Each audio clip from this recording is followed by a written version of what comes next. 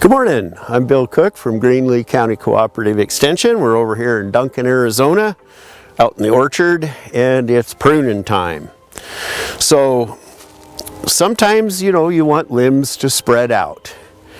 And this tree, for example, this is a Burr d'Anjou pear.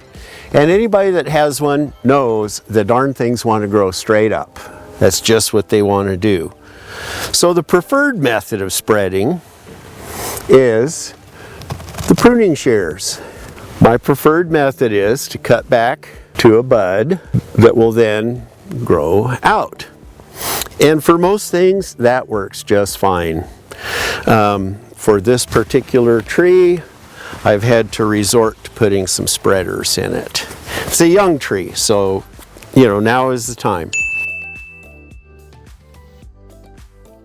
So here is a spreader that I just put in. Simple enough. A piece of 1 by 2, and of course you'd want to measure it first. Cut some notches so it'll stay in place.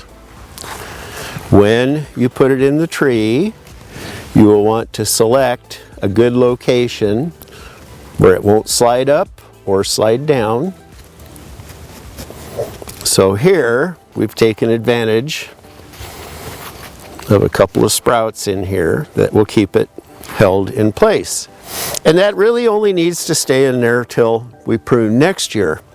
For example, when this tree was much smaller a year ago, here is one that I put in last year. Now you can see where this limb is growing, and you can see that we can take this out and it pretty much stays there. So spreaders can be used, all sorts of materials, large limbs, small limbs. Really helps with a tree that has an upright growth habit. The one thing you will want to come back after a heavy wind, you'll want to come back and check and make sure your spreaders are still in place.